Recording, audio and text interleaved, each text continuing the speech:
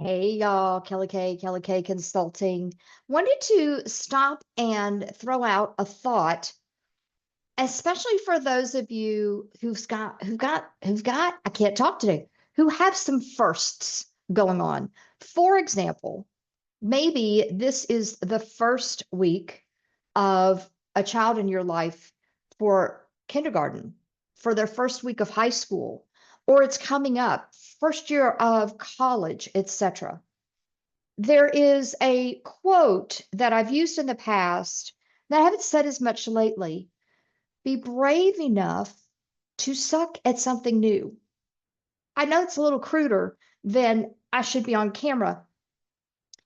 The reason I wanted to share that is your kid is going through those firsts, but you're also experiencing them. I remember many years ago, our two oldest grandsons lived with us for several years, and I was volunteering in the kindergarten class for one of them. And the teacher instructed me, hey, I need their names on their crayons.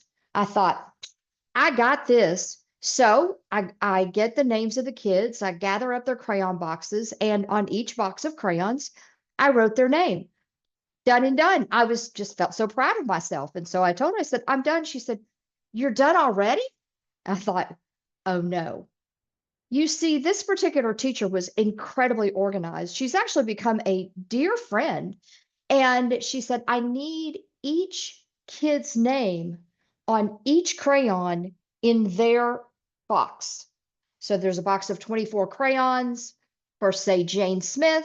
Guess what? Jane Smith's name gets written 24 times on each crayon. Fail.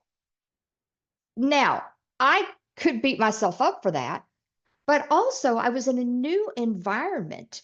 I had not done the kindergarten thing before. Kindergarten for myself was a bit ago. So it was new. And it wasn't something to beat myself up over. Are you hearing me?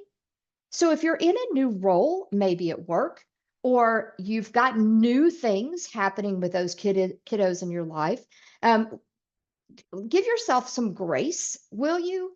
I still laugh back about that. And this particular person has retired from teaching. And she said at one point, she said, yeah, I got away from that. I actually thought the principle of it was kind of brilliant because if somebody was missing their blue crayon or whatever the proper color name is in Crayola, then if their name was on it, then you knew where the crayon was. Um, and so there was some brilliance in the methodology. I just didn't have that information. And it was a no fault on either side. It was just a what the way that I thought that she wanted it done. So sometimes it takes asking a few more questions. Sometimes it takes getting a full picture of the task. And I talk about that in some of my sessions, how to ask the question that wasn't asked, how to look for other questions to make sure you have all of the information.